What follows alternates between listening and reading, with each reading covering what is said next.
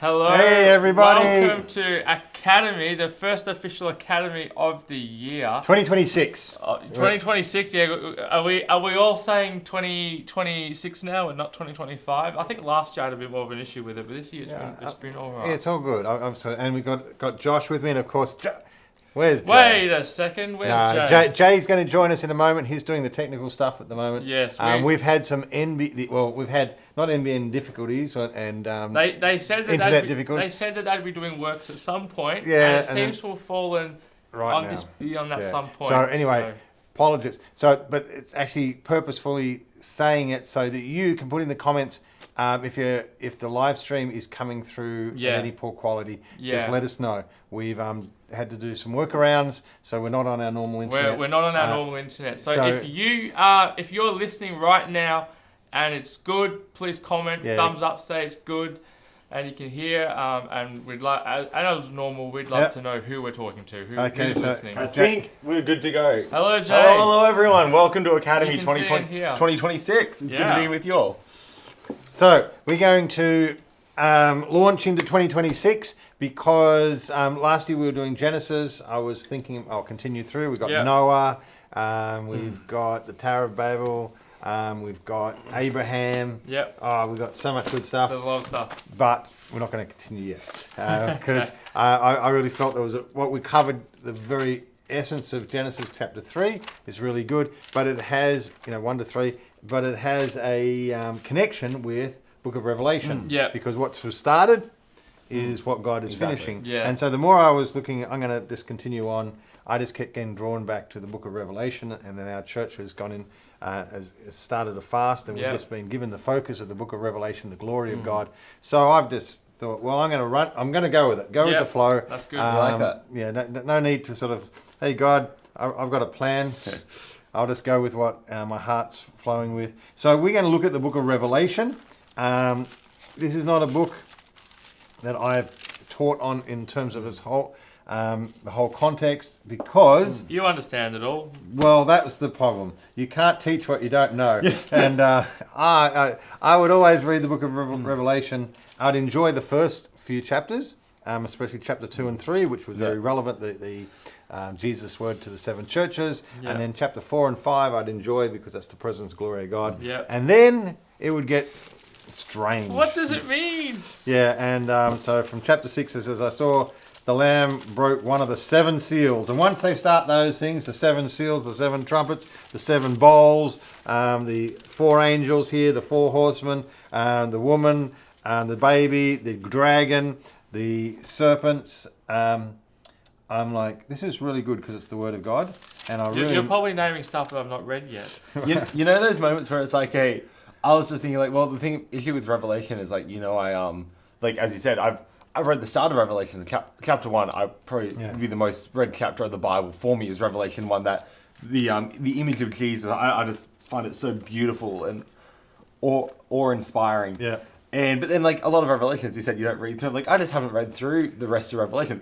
Well, I just opened my Bible to Revelation 12, and I found a verse highlighted. So obviously at some point I got here. I just don't remember getting there. Like quite clearly, I have read it at some point because I've got it highlighted, but I don't remember what I read. I've technically read through Revelation. All right, I must have read through it. So this Bible's only like a year and a half old. At some point in there, I've got down here, but I don't remember it. All right, so okay, we're going to teach the Book of Revelation as if you haven't read it. That's good. All right, okay. That's the right way to read it. I like that. For those people out there that just haven't read it. Yeah. So I'll try. For us, we could have stepped a few, but we thought for you, we'd play it easy. This is for you. So not for us. Yeah. So at some point, you guys. It's not you. At some point, it's you're going to have to read it. Yeah. So you understand it. No. But well, hopefully you'll read it with some I like that. better understanding and be able to put in some perspective. Absolutely. And not get so overwhelmed by all the symbology and what's happening, trying to work out what it is. All right, so first of all, let me say how I would have understood Revelation, and I'm guessing a lot of people would understand Revelation. It's a book that Jesus showed to John through the angels so that he would know what is going to happen, and so it's all about what's going to happen in the future. And because I would say, well, it's pretty much, to me, it starts when Jesus is coming or about to come again, and a whole lot of stuff happens in the world, and there's all End of times. End of times. It's all about the end of times, and so just really gives us a window into the end of times. Yeah. In other words, it's a revelation. Yeah, well, it's apocalyptic. I still remember the first time I realized Revelation is a revelation. I was like, hang on a second, I think I know how that book got its name. That's not from the island of Revelation. I think it's because You've just had a revelation. I don't think that was written to the Church of Revelation. I think that was the revelation to the other churches. Well, there you go. And I would have said that very much it was chronological in the sense that it starts with this is what happens, then this happens, then this happens, and then finally this happens. So so we're watching like a video of the events. Yeah. So that's probably a bad way to approach it. Oh, good, because that's how I've been approaching it. That's good. Does it also like talk about it or describe it as like I know it's the end of time, but like also a season of when things are actually happening? Yeah. Because like there's verses where it mentions like this for 7 years or what. Yeah. And listen, to be fair, there's it. It's not like I've just. Our back screen is not on. Yes. I know, just because I was going to here myself. Oh, you've changed it. That's okay. Oh, hang on. You know what I should do? I should. Turn it so it never turns off. We're We're doing this in real time, everyone. Yeah. You keep speaking. So we're going to go to Revelation chapter 4, verse 1. Revelation 4, verse 1. And Jake can go to Revelation 4, 1. Okay, we've got it. Look at me go. Let you go. I found my role. And after these things I looked, and behold, a door standing open in heaven, and the first voice which I heard like the sound of a trumpet speaking with me said, "Come up here, and I will show you what must take place after these things." So it's okay. That sort of gives I'm going to see what must take place after these things. Yeah. But that doesn't sort of take into account how the revelation is unfolded, and when and basically one of the things is you've got to sort of step outside of our mindset from the 21st century and how we do history and things like that, to see how revelations were given and how dreams and visions work, and how they, more importantly, how they would have understood it, the readers of this, because it's not like, there's hidden symbols and there's hidden meanings. No, it would have been understood by those reading. Yeah. For instance, we talked about this in our church Sunday services, the number 7 is representative of things. And so sometimes when it says there's 7, I always say there must have been actually physically 7, like it says the lamb had 7 horns. Okay, that's a really weird, with 7 eyes. That's a really weird lamb. That's not a normal lamb. Yeah, and take your lamb to the vet if you got that. Yeah, that's that's DNA testing gone wrong. Yeah, that's so that's how. But the number 7 was just representing something and representing the fullness of God and what God is doing. Yeah. And so it would sometimes just say 7 to show that's what it represented, not necessarily what physically you're going to see. And a lot of what is physical is actually just symbols. In fact, Revelation chapter 12, verse 1. Says, and a great sign appeared in heaven, and that the word sign there can it also means, it talks about a symbol. Something. It's representing something. It's pointing to something. So it's meant to, you see that and you understand something beyond that. All right, and that is also very strongly. It's things that you see that represent something. Yeah. Things that you see that point to something. Yeah. And then of course you've got right in the middle of it all the mark of the beast, which is a lot of people, that's their focus. Yeah. The mark of the beast. Yeah. And you got to get it on your forehead or your wrist, and it's number 666, and you can't buy or sell. And so I saw a lot of movies growing up, and they always had the mark of the beast. And some was like a computer code and other things. And well, I'm going to tell you what the 666 stands for. All right, how about that? Do it. I'm going to promise, if you remind me of that. I've worked it out. And is that anything to do with Nero and something that's already happened? Yeah, it is. So I will show you what the 666 stands for, but I'll also show you bigger picture what 666 is representing and what it's also doing. Right. All right. So, but here's the key. So that's one way of looking at it. Okay, it's a book that just shows us what's to come. So we're standing here watching the future unfold, going, well, that's interesting. Yeah. Well, that's interesting. And if you read it, you go, that's disturbing. Yeah. That's upsetting, because there's the martyrs and the fights and the famines and it's ship wormwood, 1/3 of the waters become disease. 1/3 of the ships are destroyed. It becomes dark. It's like, not really looking forward to that. I read that and I'm like, but will I still be able to go to the movies on a Saturday night? Yeah. That's my...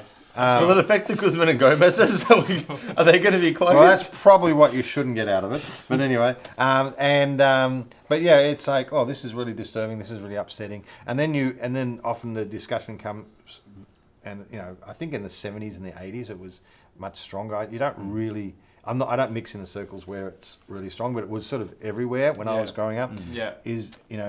Does the church get raptured before the tribulation, in the middle of the tribulation, or after the tribulation? And I remember seeing a cartoon once of these ministers standing in a ministers' conference, and they're all talking, and it goes, and it's like Jones over there, he's pre-trib, and Edwards is mid-trib, and Simon's a post-trib, and see that guy with the silly smile on his face? He doesn't care.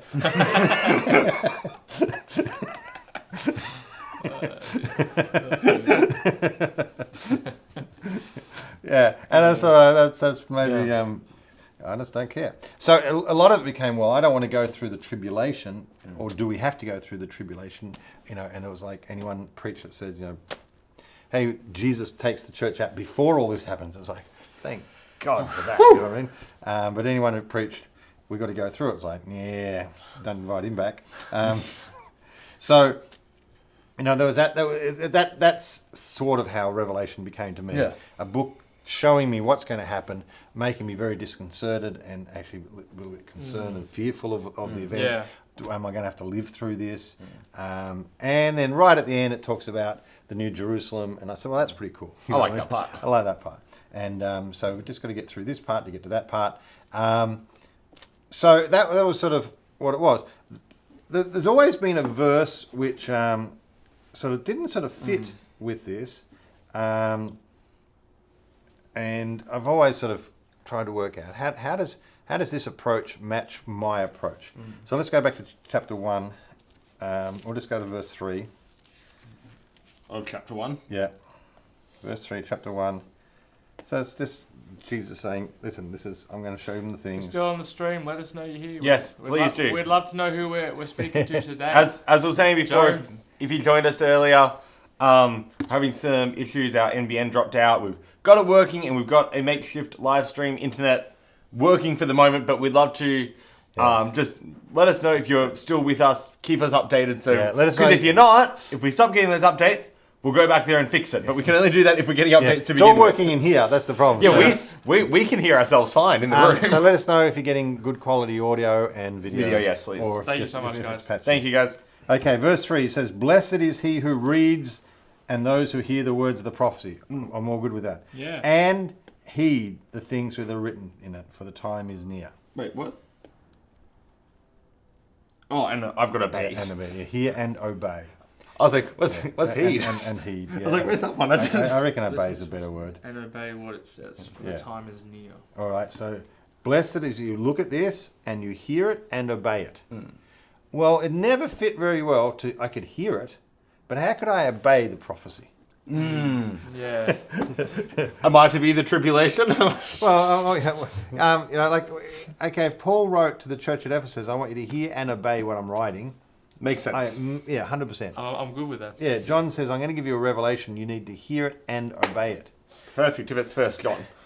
Yeah, but how do you obey... Revelation. Yeah. What from chapter 6 appears to be just an unfolding of things to come. And, chapter 4 says, I'll show you things to come. Now, even maybe the first 2 chapters are just descriptions of heaven and Jesus, but it's not really like... there's not really life qualities in there. Yeah, the only portion is the word to the 7 churches, which is full of things that you need to do. Yeah. So I thought, okay, well maybe it just fits into that. But I want us to actually think that verse 4 gives us another clue. Okay. It says, John, he's going to give a revelation to the 7 churches that are in Asia Minor. Mm-hmm. And am I correct in saying, from what you said on Sunday past, that when it talks about the 7 churches, it's not talking about 7 literal churches, it's most likely is referring to 7 as the number of completion, so it's talking to the complete church of that area, basically, the wholeness. Yeah, the full church. So it's talking to 7 literal churches, but the reason he chose 7 is because it was talking about 7 as 7 is the number of completeness of and you said also in Laodicea that there was 3 or so, at least 3 in the region, and that's already more anyway. Exactly. Yeah, so it's like, because why did he pick 7? Oh, it's because there was only 7 churches. No, if you look at the maps of the area, there was a circle sort of a 7. But what about Troas? A little bit higher up. Paul went to Troas, but that doesn't get a mention. But if you go, the last church is Laodicea. Laodicea was actually a group of 3 churches: Hierapolis, Laodicea, and Colossae. They were all within about 10-15 kilometres of each other. Yeah. And when Paul wrote to the Colossians, he said, listen, get to the letter that I wrote to the other churches. You pass these letters on, give them greeting. It's like they are a group of 3 cities that were very connected. Church. If he had said 7 literal churches, as soon as it went to the 8th church, it's like, well, this is not to us. Exactly. This is not for us. Yeah, why are we reading this? I don't see the Church of Bayswater in there. That can't be to us. And it's also like, the church at Colossae says, what's wrong with us? Oi, over here. A letter. Why don't we get a letter? Why does? And there was another couple of churches in the that in the first couple of centuries that would could possibly have been thriving churches right then. Yeah. For magnesia and trellis. Magnesia is the thing you take for muscles, isn't it? Magnesia is where they had a particular sort of thing there where we get the word magnetic from. Because they discovered that was known for because it came from magnesia. Yeah. And one of them had a bishop, and there's a church there. So there was stuff that happened around that region, not just the 7 churches. So it begs the question: why 7 if there was 10, 11, 12 other churches there? Yeah. It wasn't a letter to all the churches. It was a letter. He picked 7. Why not just a letter to the churches? Well, 7 is a number that's right throughout the book of Revelation, and it's symbolic. It represents there was 7, and so it doesn't mean that it's only symbolic that there wasn't really 7 churches, but it was a reason that they chose 7 because it meant something beyond just a fact that there's 7 churches. It meant that the wholeness, the completeness. 7 talks about perfection. So it talks about the whole church, the church, the perfect church as from God's perspective. Can I give a modern example of this that might help? Okay, song, we're going to do it on Sunday at church, but we didn't. Yeah. So Will I by Hillsong United. So it talks about 100 billion times God does all these things. Yeah. But there's one line in the song where it says, I can see your heart 8 billion different ways. Okay? Yeah. What they're saying there is not obviously 8 billion, but it's, at the moment, 8 billion is roughly the population of the world. So it's like the world, so when he talks about it, it's like, you can see your heart 8 billion different ways, every precious one, a child you died to save. Yeah. At the moment, anyone who hears that song, I think, well, it's like 8.4 billion, but whatever. Yeah. It's like, that's obviously what they're referring to. If you wrote that song 500 years ago and said, I can see your heart 8 billion different ways, it would be, you're saying 8 billion, but the number also represented 8 billion also represented population to us. So it's not the exact same, but it's that when the churches in Revelation, if you said 7, they don't just hear 7, they hear 7 and completion. The churches that are reading this, they hear 7, they don't just read 7, they hear 7. No. The same way we don't just hear 8 billion, we hear 8 billion and think of something else. It's that, it's got that same comparison. There's sometimes the number doesn't actually mean a number. Now this one, it does mean a number, but it's got that sense. Okay, an example of a number not meaning a number in English is I can give you a dozen reasons why. Exactly. But I'm not actually talking about 12. I might give you 8, I might give you 15. Yeah. All right. A dozen is just a collective term for those. So there's an example where a number doesn't mean a literal number. 7. But then that got translated into, I could give you 12 reasons why. So I can give you 12 reasons why. People could lock in and think it's 12. Now, this 7's a little bit different to that in the sense, often it is 7 things, but the reason there's 7 is because those 7 meant to represent something else. So there were 7 trumpets, there were 7 bowls, there were 7 seals. Exactly. Do you know what I mean? There were 7 churches. So it's not like a dozen where it's not. It's just reflective. But then the fact that 7, it's telling me something more than just what's happening here. Yeah. All right. So 7 to the 7 churches. But okay, the key is here. The revelation is given, not just John. I've got a revelation. I bet I'm going to write it down. Okay? He doesn't write it down to record what he saw. He writes it to 7 churches. And he tells the people there, I'm writing to you, and so you can hear it and obey it. So this was instruction. Now, like I said, chapters 2 and 3 are 7 words, to the messengers of each of the churches. But I don't think, my understanding is, the obey part is not just what I'm telling you here. The whole book of Revelation is a book to give you understanding what to do today. Okay, and that's probably what I didn't get, is that from chapter 4 on and 5, even chapter 6 on particularly, to me that was information to make me, when it comes I'll know it, or I can warn people that it's coming. I didn't see it as this puts things in perspective of here, the big picture, and really, this is my wording now, the big picture of what's happening has a parallel picture of what's happening right now. What's going to happen and what is in this part, I'm living in a part of it which actually has, it's like a little version of that. What's happening on the big picture, that's why I'm experiencing this now and here. So I don't have to wait for the tribulation to see this outworked. I don't have to wait for the end of the time and the beast and the 2 witnesses and all these other things that sort of all coming. No, all this is actually got a parallel to now. And actually when Revelation is shared, it's shared on this cosmic scale that actually encaptures things from the past and things that have happened in the past, things that are happening now, and things in the future. But not like what we're talking about, chronologically, it's going to start here and there. No. There's a lot of overlap, and it's intentional, and it's not meant to be confusing in the sense I'm not trying to hide things. It's just what they did to show things. And so... So, first of all, I want us just to look quickly at a couple of the churches to get a feel for what they were living in. Because Revelation was given to them to help them with where they were at. That's true. All right? So, their context, the same as we looked at Thessalonians and found their context, helps us understand their letter. The context of these churches actually helps us understand what Revelation was given for. And you say, well, that doesn't make sense because Revelation is not direct. Revelation's got nothing to do with these individual churches. It's like the big cosmic, overwhelming plan of what's going to happen. No, it's actually really integrated with these churches needed to see this. And not just so that they can sit back and tell a neighbour, I know what's going to happen. Have you read our letter? Yeah, I've seen the future. No, it's not. It's more than that. And I might have said in the past, well, maybe it's just even the fact of John was taking up the heaven and had a sense of the glory. I said, well, that would have helped them, and yes, it would.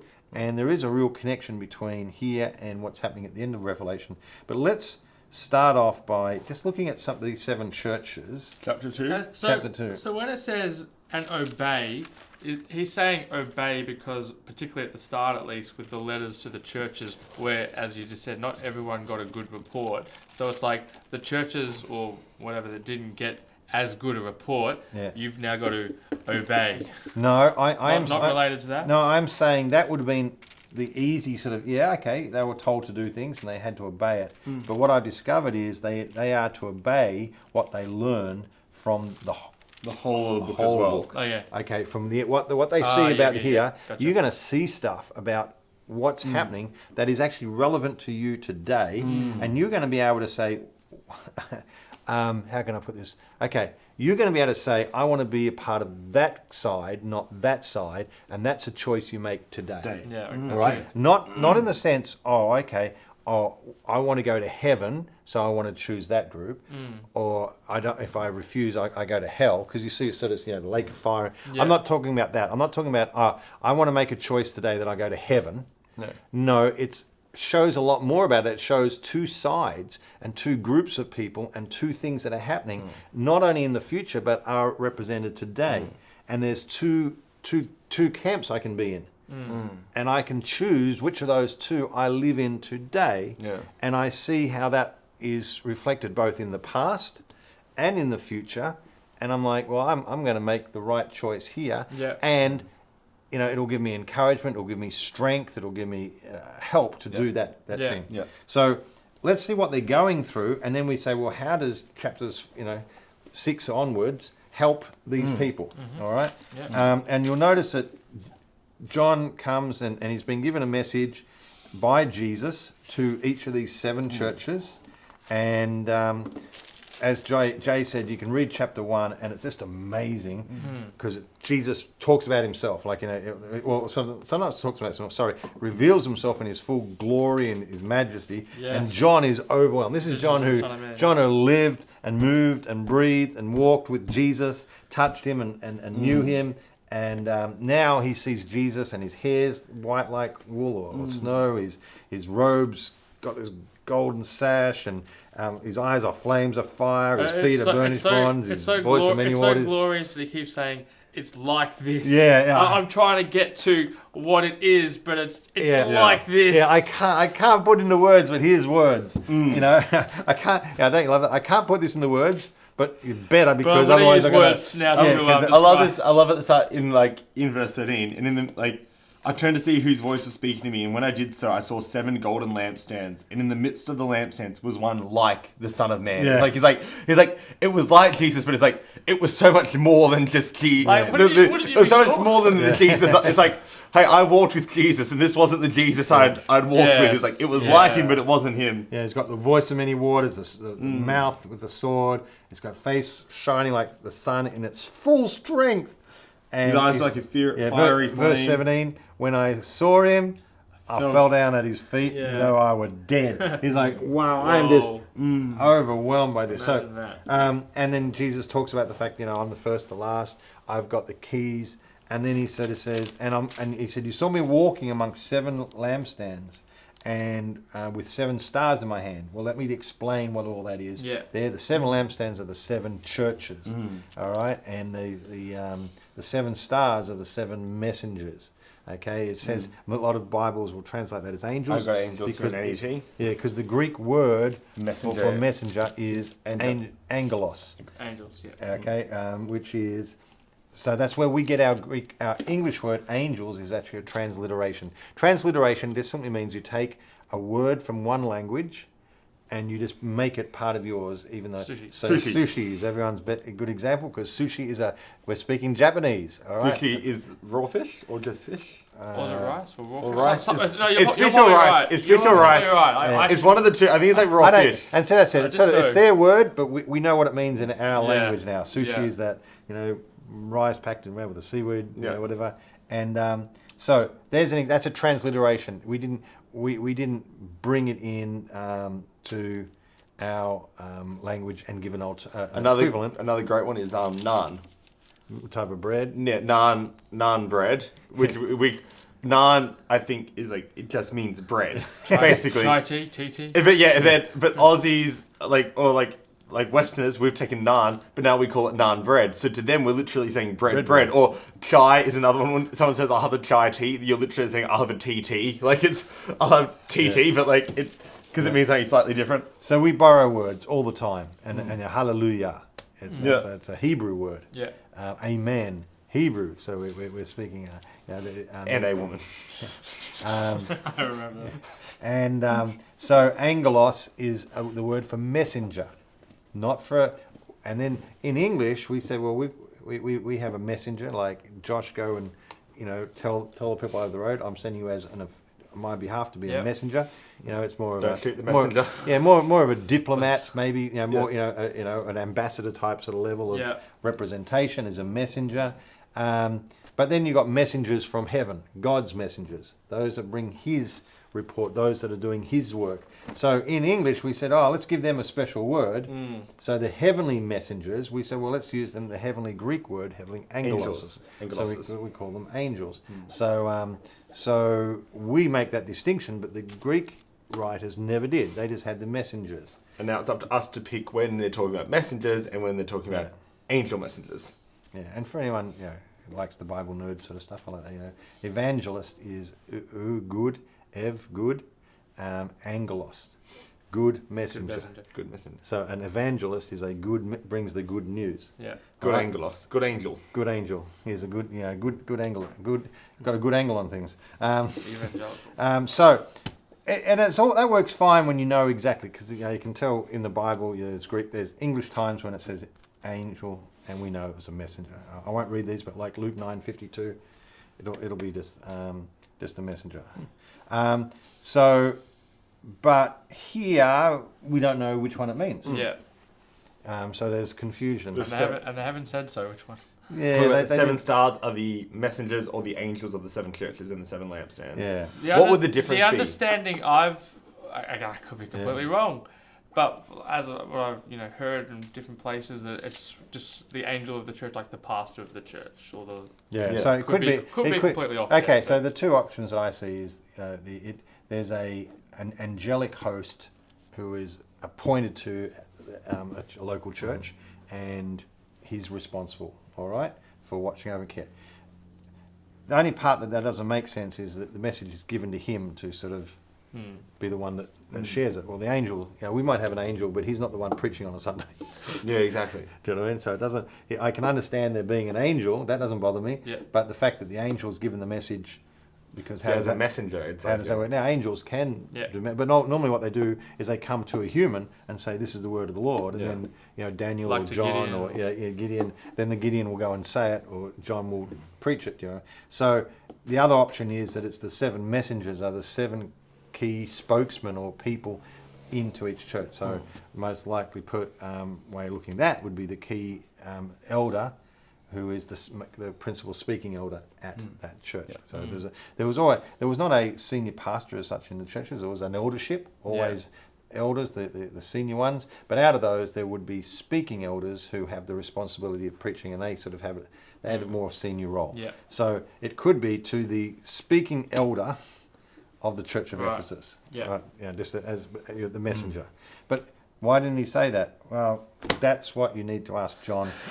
He said, why would you think that? I meant heavenly messenger. Yeah. Anyway, just so you sort of, but it could be, it's the message is to the church through the messenger, however that comes.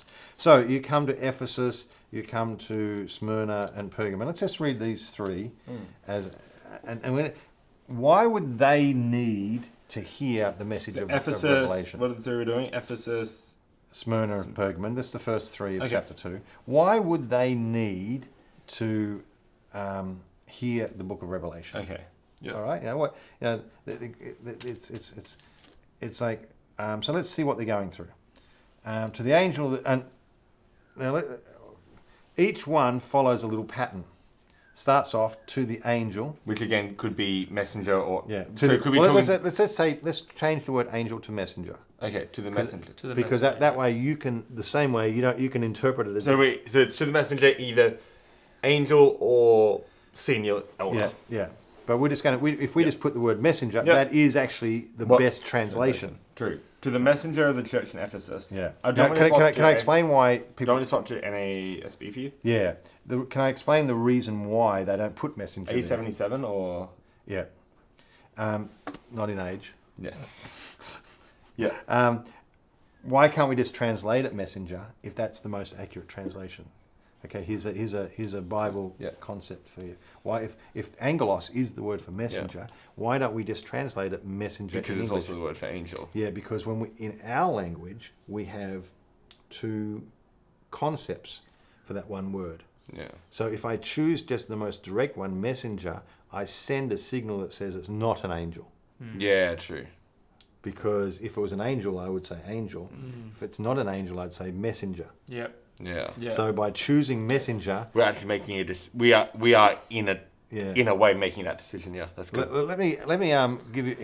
There's some people get upset with this when the Bible, they say, "Oh, you're making choices or adding things that are not in the Bible." That's part of the challenge of translation. Well, because there is a direct equivalent, but we in our language have made multiple choices there, and so you can't just go with that without excluding those.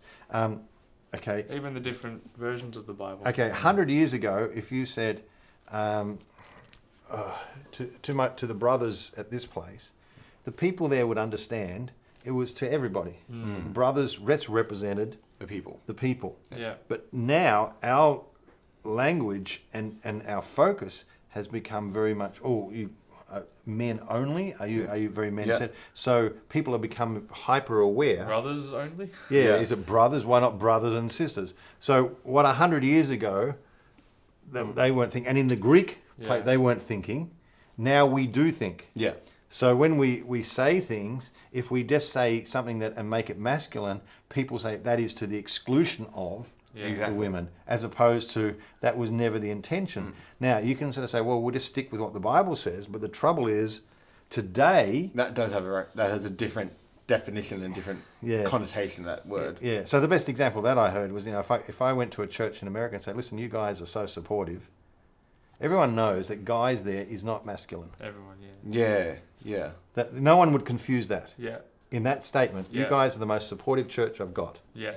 We would all understand that. But if you went and said you men are so supportive, yes, it would have a different connotation, Yeah. even though both technically have the same meaning. to us. Okay, but guys, in that context, no one would confuse. Yeah. But if I said you men are the most supportive I've got, people would think, oh, you meant the men, not the women. All right, guys. Would everyone understand it was men and women? Yeah. So that's why that's just a little side note for you for translation. Understanding it's not always just easy just to find the direct equivalent, because in language. I'll give you one more example of that. The word homosexual, which is a modern word. Yeah. Some people say, why wasn't it in the Bible? Because it's an English conception. Yeah. Do you know what I mean? But the Greek word had its own words and different definitions and things like that. In modern understanding, we draw a distinction between someone who has desires or appetites, leanings, to someone who's doing something. Okay, you know what I mean? Like, so like you can be someone who's homosexual in the sense that they have same-sex desire, that they're same-sex attracted, is I think how people would put it. But you can be same-sex attracted and yet not sinning. We make that distinction. Now, in the Bible, the words they use, they didn't bother with that distinction because it wasn't an issue with them on needing to make that distinction. Yes. But in our society, we do draw that distinction, and it's clear. So when people are translating things like in 1 Corinthians, you'll notice some translations bring that into account. Even though it's not in the Greek, they make that distinction, and some people said, well, you're adding to the word.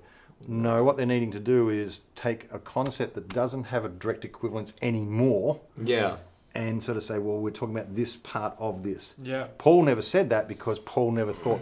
Paul didn't need to make the distinction. We do, because if I don't make that distinction, people will get confused. What's the one where they said it was like they ate, it was like eating grain, but it's like the grain they discussed was like there's a it was like eat poison, like it's been been referred to the tares and the wheat. Yeah, it's been referred to now as like just wheat and stuff like that, but the actual word they use in the Greek or in the I think it was in the Greek because I think it was in New Testament. It's like the grain they're talking about actually it's like a poisonous thing that looked exactly like grain, wheat. but looked exactly like wheat. But we don't have that. We don't have that item anymore, a tear. So it's like you have to decide: do you go for the poisonous side or do you go for the how it looks like green side. So it's like you can't do both with one word anymore. No, and then that's another issue of words that have double meaning that was meant to. Let's quickly read 2, and then I'll probably have to duck off screen. All right, so let's look at this. The one who holds the 7 stars in the right hand, the one who walks among the 7 golden lampstands says this: I know your deeds, your toil and perseverance, and that you cannot endure evil men, and you are put to the test. And so you put to the test those who call themselves apostles, and they are not. And you found them to be false. So there's stuff happening. Maybe no, they're not apostles. You have perseverance and have endured for my sake, and have not grown weary. Well done. But this I have this against you, that you have left your first love. Remember therefore from where you have fallen, repent, do the deeds you did at first, or else I'm coming to you and I'll remove your lampstand out of its place unless you repent. Wow, that's really heavy and really strong. Yet this you do have, that you hate the deeds of the Nicolaitans, which I also hate. So there's a group there, false people, false teachers. He who has an ear, let him hear what the Spirit says of the churches. To him who overcomes, I will grant to eat of the tree of life, which is in the paradise of God. So this is part of the pattern. The first one is to the angel. The next one is to the one who describing Jesus. Sometimes and most often he's referring to something in Revelation 1. Yep. Not always, but but most times it's sort of a reflection on the things I've seen. And then at the end he says, he who has an ear, let him hear what the Spirit says to the churches. In other words, take this in, receive it. It's interesting if we might refer to this, not maybe today, but in the there's a passage, when we're talking about the mark of the beast, it's got a parallel reference back into Deuteronomy, which talks, and it says, the people listen, O Israel, and the word to hear, O Israel, I think, I can't think of the Hebrew word now, but the word hear, the concept in Hebrews is hear and obey. All right? Because there's no concept that if you take something in, you don't live it out. Yeah. All right? Yeah. If you're absorbing it, you will do it. Yeah. So if someone's learning something, it means whereas in English, we very much have the difference. People can learn something and not do it. Yeah, that's true. Anyone who's been to a health and safety seminar knows that people can learn something but doesn't do it. Doesn't mean all it means is you can fill an exam. Jay, do you need help? I do need help. I'm so sorry. So Jay's been given a special privilege. Yes, I'm speaking at representing Swinburne at a careers day today. So I have to. Swinburne's the company I work for, so I need to head off. Thank you so much for this. Enjoy the rest of it. I look forward to listening to the rest of it. Yeah. FYI, the iPad's down to 50%. It's dropped half its battery while doing this, so just keep an eye on that. There you go. It's everything. It's all happening today, technology guys. is just enjoying the internet, the iPads. All right. So, should we scuffle around, or are you happy here? let's just stay here. We're gonna. That's good. See you all. See you. So, so if he who has an ear, let him hear. Yeah. So I'm saying, even though in Greek and in English we might say, just listen to this. Yeah.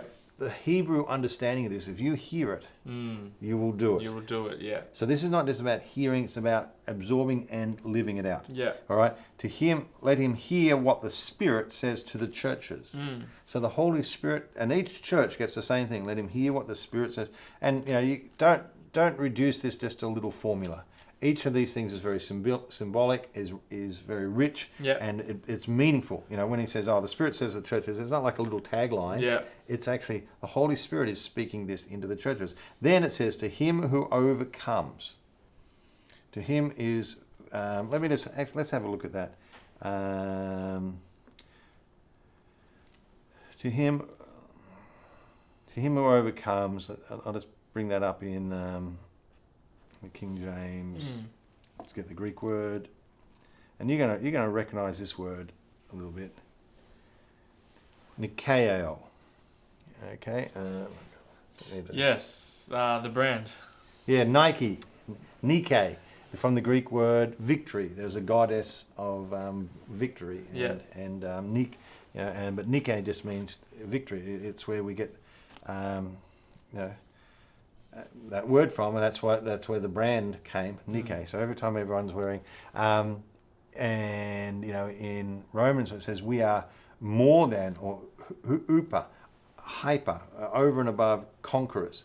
Upa nikeo. Yeah. We're super victorious. Super victorious. Yeah, there's an active child and then there's a hyperactive child.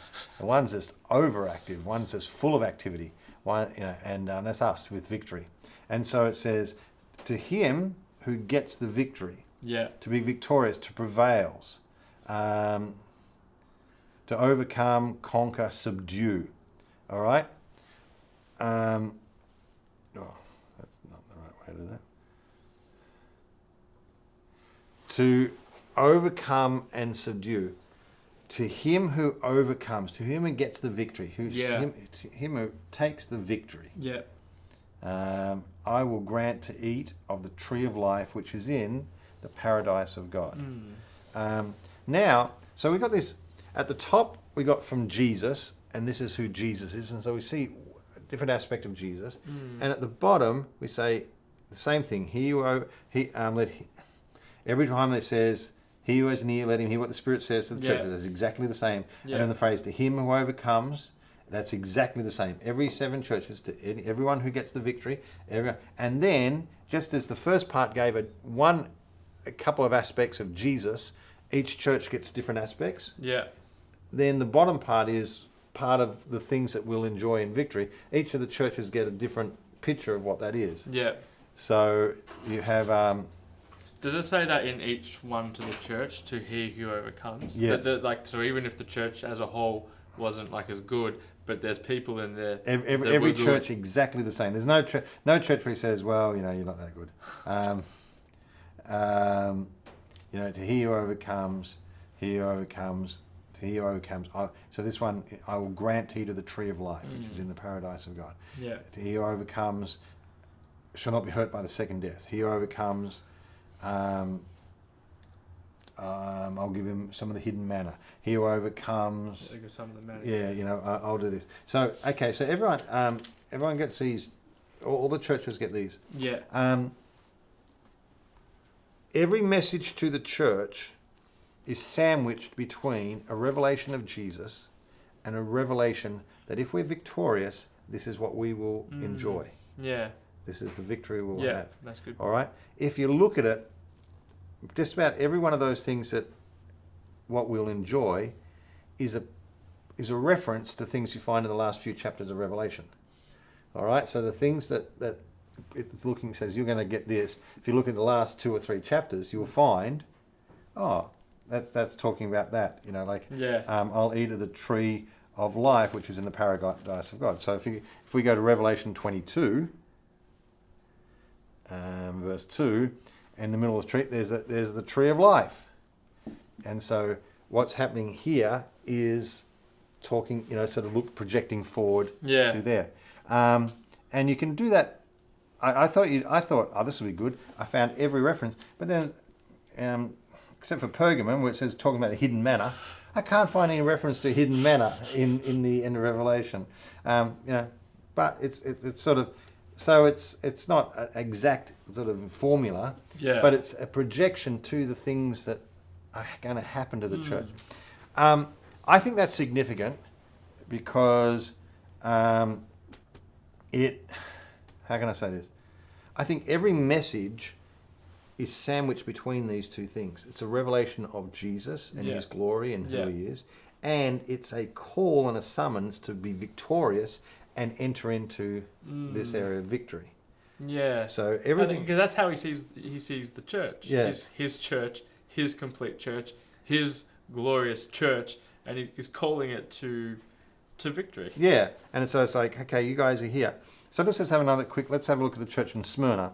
To the angel of the church in Smyrna, right, the first and the last who was dead and has come to life, says this: I know your tribulation and your poverty, but you are rich. And the blasphemy by those who say they are Jews and are not, but are a synagogue of Satan. Do not fear what you are about to suffer. Behold, the devil is about to cast some of you into prison, that you may be tested, and you will have tribulation 10 days. That's again, I'm not sure whether this, 10 is a literal number there. Yeah. Or be faithful unto death, and I will give you the crown of life. He who has an ear, let him hear what the Spirit says to the churches. He who overcomes shall not be hurt by the second death. That's wow. That's they're going through some real struggles there, and maybe things to come. Maybe persecution. Let's just keep reading, because rather than get teaching. And to the angel of the church in Pergamon write, the one who has the sharp two-edged sword says this: I know where you dwell, where Satan's throne is, and you hold fast my name and did not deny my faith, even the days of Antipas, my witness, my faithful one, who was killed among you where Satan dwells. So, they got key people there have been martyred. But it says, but it's not like, oh, you're going through a tough time, I'm not going to give you anything. But I have a few things against you. Easy on you. Ephesus, you really held fast. But he goes to them because, look at what they were doing in Ephesus. Your toil, your deeds are really good. Your perseverance. Those are good things. You cannot endure evil men.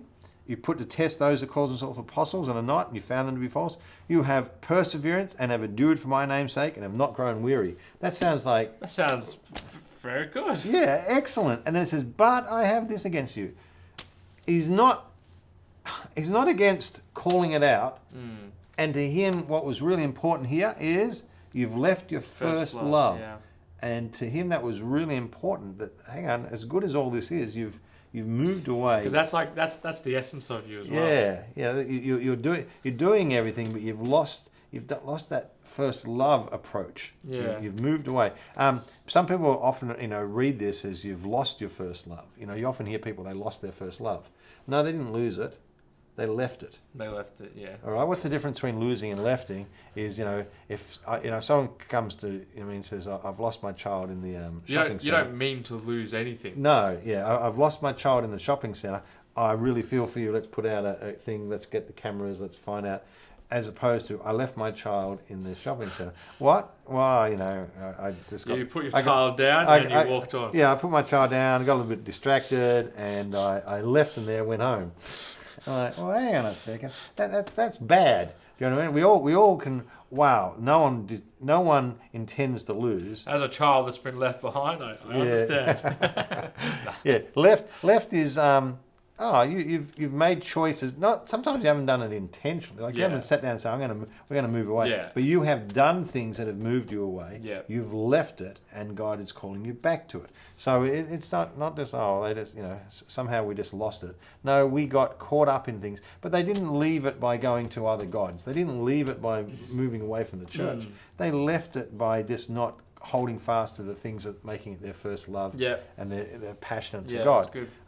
But the fact that it calls out perseverance and you're holding fast, you get the feeling then you go to Smyrna and you're going to go suffer this, and then Pergamum, you're where Satan's. But I've got this against you. Some of them holding the teaching of Balaam. You know what I mean? So Balaam. it's what you can go through and read all the churches. So I'm not going to do that this morning. Mm-hmm. But I just wanted to give a bit of a snapshot to feel, especially those first three, they give a really good feel, and Smyrna and Pergamum. There's persecution, there's pressure. The other ones, there's problems in the church, there's things that need to be sorted out. But it's a church that's under pressure. Internally making pressure for themselves through immorality, inviting wrong people in, giving them a platform, through their pride. The only one that does pretty well is the church at Philadelphia. So let's just jump to that. To give this church is doing good. Church in Philadelphia, chapter 3, verse 7. So it's the second last of the churches, sixth church. To the angel of the church in Philadelphia write, he who is holy, who is true, has the key of David, who opens and no one will shut, and who shuts no one opens, says this. It's interesting, that concept, that key, it talks about he's got the keys to death and Hades.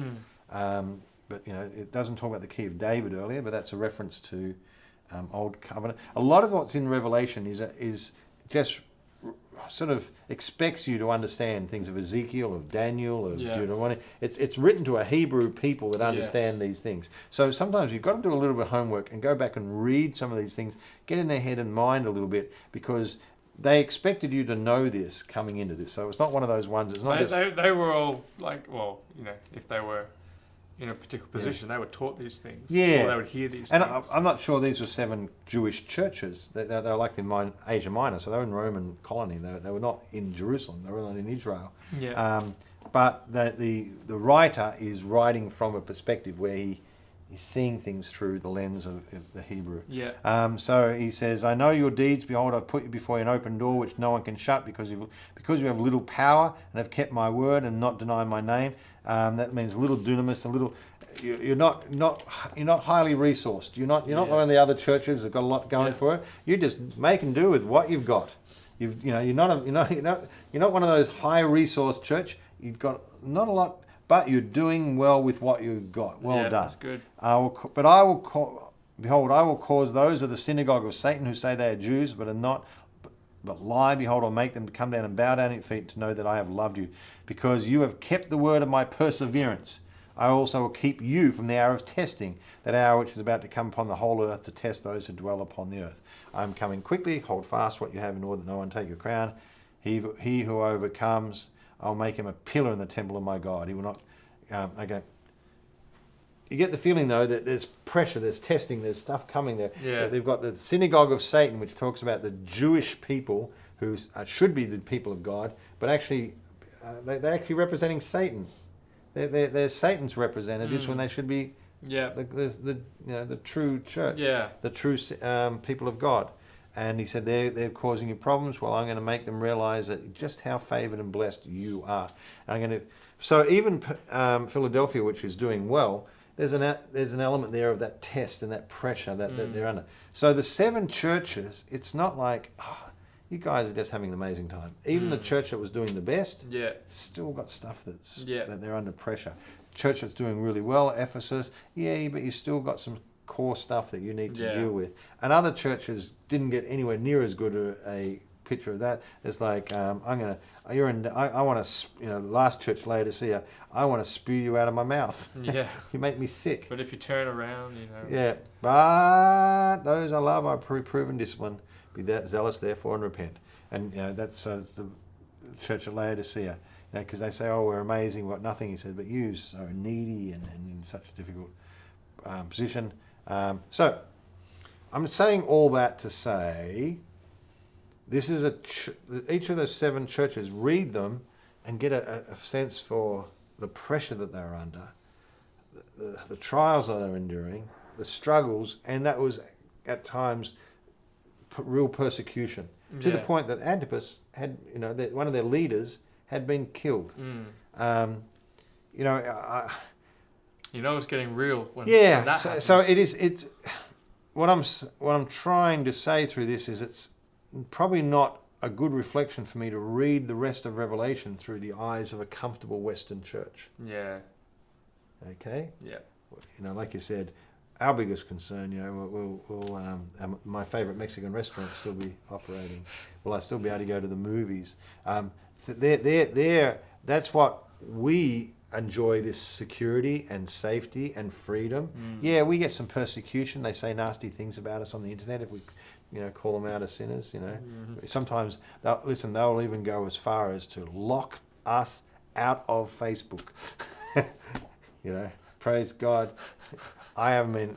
Now I do know. I've got a friend I've got 2 friends who've been to jail for taking a stand on the gospel, and they're not in Russia or China. Two people that I know have been actually physically put into jail because preaching the good news or taking a stand that is a Bible stand, and eventually released, and released because they were doing the right thing. But I'm not saying even in our nation we're beyond doing things. As in some of the Western nations around, that they're locking people up for really, really righteous things now, which is disconcerting. So we're sort of looking at we're entering an era which this used to be just the church in China, or this was the church in North Korea. To shift a bit. Yeah, you had to go to Russia to be under this sort of pressure. But now we're seeing some of the same pressures here, and we're getting a little bit and but what I'm saying is I don't want us to sort of say we've got to get that mindset that we're under in the same situation. Yeah. I'm going to say, but look at the book of Revelation through the eyes of a church that was under intense pressure. Now, our pressure is the zeitgeist, and the world is pushing against us. Right. The world is trying to squeeze us. The spirit of this age is pushing down. And because the church hasn't led the culture in resisting that, now we're in a culture that is heavily influenced by it, and some of the things that were standard God-fearing truths and understanding that were just standard 50 years ago now are totally flipped around. Yeah, it's like you're now pushing against the pressure as opposed to leading. Yeah. So 50 years ago, society had a similar view as a lot of biblical viewpoints, because it had come out of a God-fearing sort of reformation and things in different eras. And so when our church, the church in Australia was strong at a while ago. There was revival amongst some of the islanders and things like that. But just generally as a Western civilization, things like marriage, that was understood. It was like, you got married because that was when two people wanted to join together, and there was an expectation that you don't come together physically or live together or anything like that until you are married. Yep. Now that has just sort of dissolved, and to the point where many people don't even think that is an issue. I was reading of a famous couple. They're expecting their fourth child, and they said, "You're thinking about marriage?" And I said, "Not really. It's just paper. No understanding of the covenant. No understanding of the So that's dissolved. Our understanding of sexuality and our gender and all those things have been just moved from standard biblical sort of concepts which were part of society. Now society doesn't match and reflect to these things. Society and the Bible have always had points where we disconnected about what we considered righteous, what the world considers is different. That's why some people get confused. They say, well, it's not illegal. Illegal and moral are two different things. Just because something's illegal doesn't make it moral. Doesn't make it right. No, and just something because it's illegal doesn't actually mean it's moral either. Do you know what I mean? Immoral. But 50 years ago, society and the church had a lot more syncing. Yeah. Now there's a lot more disconnect. Yeah. So it means to stand and to be what God's called us to be means we clash more. We in terms, I'm not talking we'll go that we're angry, but I'm just saying you will meet people that their views don't overlap. You and I, we're very different now. Yeah. So when I have a conversation, I understand that we're not the same anymore. We're not going to perceive certain things the same. So that we have shifted, and so there is more pressure. Yeah. So it actually probably is a better time to be reading Revelation. Yeah. Because we are also flowing with that. But I want you to get into a head and read and say the people that were being given the revelation were those that were under a lot of pressure. Yeah. It's a lot of persecution. Yeah, and the thing is, like, in our times, not that we are trying to get in places of, but we're also not like putting ourselves in places necessarily where it's like, or we have to make a choice, or we're doing pressure. We're still so blessed to meet at church. This is what we believe. Yeah. But like for them, it was like, well, what I'm sort of maybe understanding is that they couldn't necessarily hide away from these things. They were amongst it. Yeah, this is very real to them. Yeah. This is a part of their daily life, the pressures that they were feeling. So it's like, what if, we're, as I said, we're so blessed that we're able to meet at church, freely, and it's so good. But it's like for them, maybe it was like, well, if we go to church on Sunday, are we going to hear from the Jews, from Satan, or what's going to happen? Yeah, are we hearing stories of those around as other churches, being persecuted of Christians, in Rome. So you can't they couldn't just necessarily look away. No. Like maybe they were being confronted, or they pick a side, or Yeah. Pick a belief here. Yeah, and so you sort of say, okay, we are the church. Get in the heart of one of these churches, or and say, this is why the revelation came, to speak to you and to help you, because you need to see these two things. Remember, each had Jesus and what he's like. You need, as a church, you need to stay connected to God. You know, like to me, it's really, and the threat to Ephesus was, I'll remove your lampstand. What does that mean? Like, I'll remove your opportunity to represent me, to be my place where I shine my light. I'll remove that. I'm the one. And to me, it's like, because sometimes I get caught up in the argument, what does angelos mean? Is it angel? But the key to it is that the messenger was in his hand. You know, this is you know, he's how can I what's an example from my heart for this?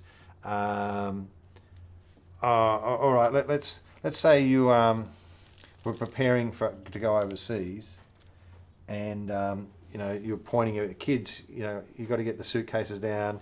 You've got to get this. Everyone, you've got to get this, and it says, but I'll do the passports myself, and I'll carry them in my hand, because this is the important. You know what I mean? Yeah. You'll go this, but the thing that's in my hand, that's the thing that's highest priority to me. Yeah. Right? You know, that's the, you know, if I want to know what's the most important thing, look to see what's in my hand. Do you know what I mean? Yeah. And Jesus said, if you look in my hand, I'm the one who's carrying the messengers. This is important to me. Yeah. This is very important to me. I'm looking after this. I've got responsibility for this. I'm taking this. So you know, what, you know, the importance of what's happening here. All right. So, and you're going to hold fast.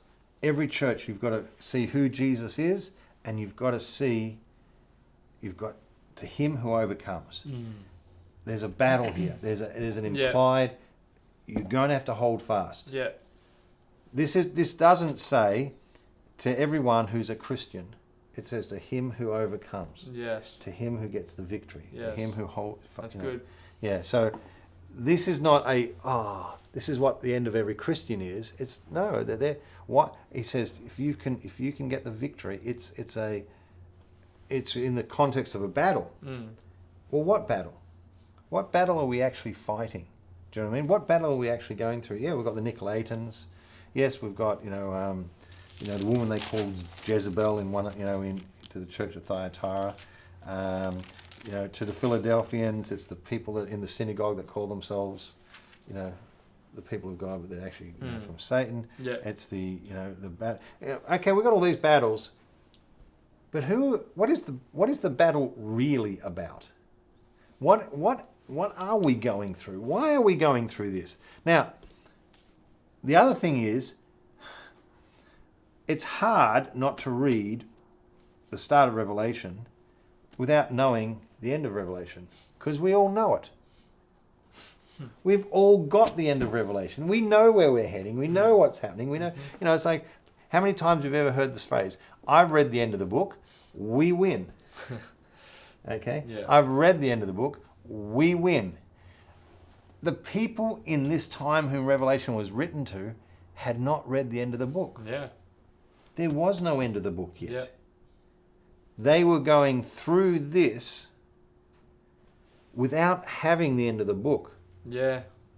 They're Wow. the second last chapter, but they don't know they can't put it in the context of the last chapter because they haven't read the last chapter.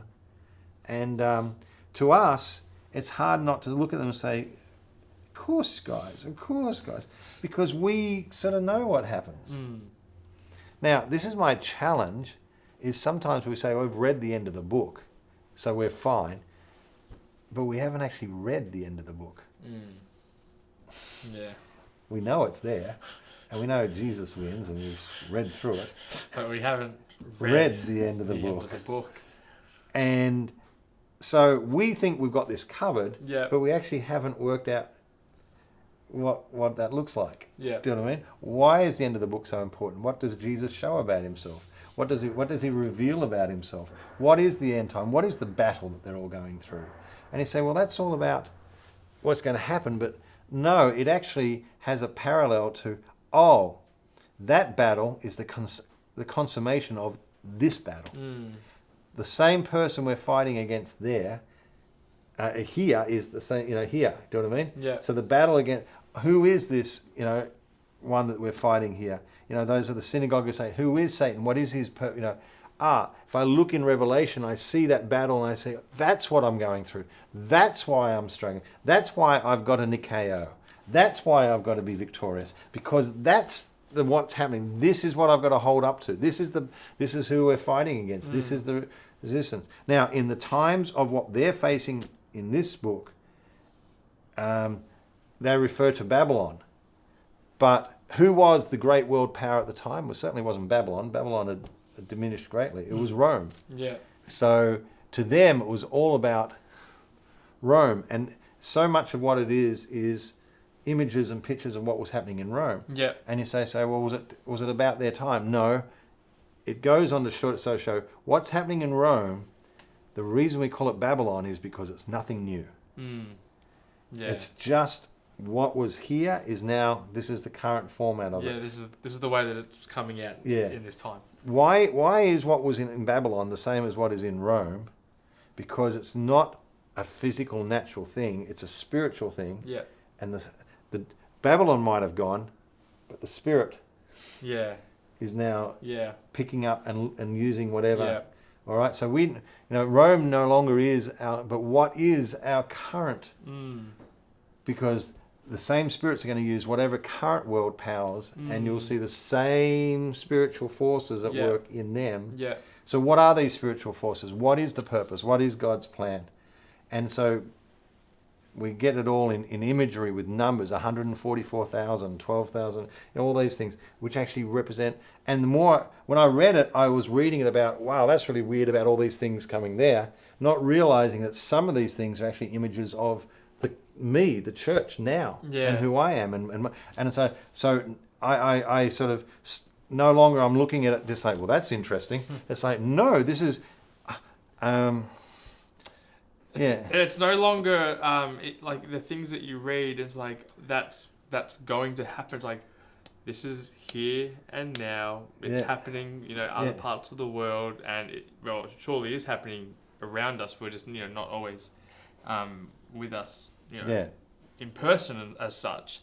But it's like this is no longer something that is a ways off. No. Or that it's coming. It's just in the future. It's just in the future. You can rest easy for now. It's fine. Yeah. It's like, well, actually... I hope... Listen, if the rapture comes or if I die, I don't have to worry about the book of Revelation.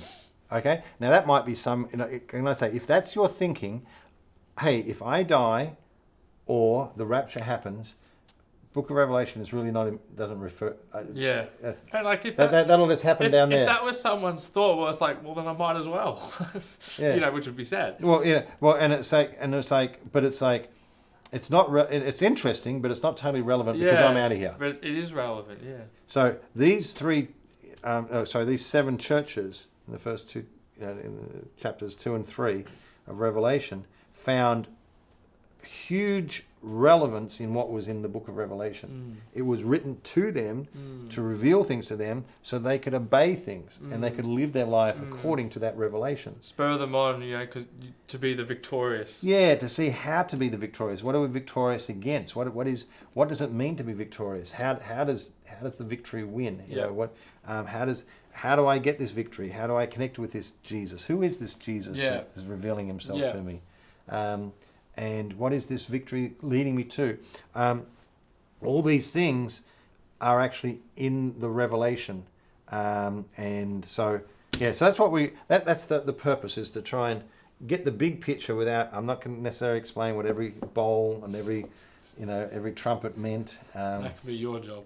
Yeah, you can do that. I'll possibly give you a chart that helps, but not really explaining all those things, but more seeing the picture of it, what was the intent of it, the symbolism and what it was meant to symbolize, so that we could learn and where we could see ourselves in that, and what that brings to me. So today I look at this world and say, That's just like the book of Revelation. I'm seeing the reflection. I'm seeing. Hey, we're sort of living through some of the Revelation now. We exist. Yeah. And people say, oh, you mean we're in the end times? Yes, we're in the end times, but not as some people think in terms of like the clock has started. Yeah. I don't, as I said, I've said before, and I'll say again, I understand very little of it. Yeah. So, I don't even say that I'm fully right. Yeah. But like there's like different aspects in the Bible where God, where they talks about in the Word as the great and glorious day and like the great and terrible day. Yeah. And it's like we're in that great and glorious day where like, mercy, forgiveness, God's giving everyone an opportunity, but there is coming a time where it's like there will be the judgment of it. Exactly. And but the time we're in, even though it's an end time, it's actually a really good time. Yeah. And it talks in Revelation about two harvests. Harvest the wheat, which is the good harvest. Yeah. Then it talks about the harvest of grapes. Yeah. Which is the harvest of judgment. Yeah. And the bringing in judgment. So where do we sit? What's happening? Are we? Is it even relevant to us? There's two witnesses. Oh, so there's two people coming, but who do they represent? And does that have anything that represents who I am and what my role is? The 144,000. Are we a part of the? Who are the 144,000? Why is that even? And you think, I don't even know what this is. And it is. So you can read through the book of Revelation and become a little overwhelmed by all the symbology. Yeah. The other thing I'd like just to point out, so you can, when you're reading through, because I'd encourage you to just read through. First of all, if you're going to read the first 3 chapters to start with and to get a feel for, hey, get in the heart and mind of the church as they're going through the struggles and the shape, and say, the revelation was given for the people going through these sorts of struggles. Yeah. So the revelation is given to me to help me. So I'm expecting to find real help in what I'm going through. Yeah. The other thing is not to make it too chronological, because that's one of the problems. Western mindset means if we do a list, if we do a line, we always think it's left to right. And increasing in value or increasing in time, it's moving through. So sometimes when for instance, you get in the Gospels, they will group together parables of the same kind, but they don't think that's a problem, because even we say, well, that shouldn't. No, that parable didn't get shared till 6 months later. Yeah. You don't share it now because you're sharing Jesus' life. And it must follow a hard chronological sort of time. Whereas grouping things together is not near. We're very time-minded, and so Revelation, I sort of always had the feel. Once chapter 6 started and the seals started to come off the scroll, the clock has started. And tick, tick, tick, and from there through the countdown timer. Where it's working through. The 7 years, and so when time I get to chapter 19 and 20, and I'm in the New Jerusalem, and then we get the 1,000 years. I've moved to that. Sometimes what's happening is here's a flow. Here's a repeat of that flow looking from different things. 7 trumpets, 7 seals, 7 bowls. Sometimes those things are intermixed and overlapping. Yeah.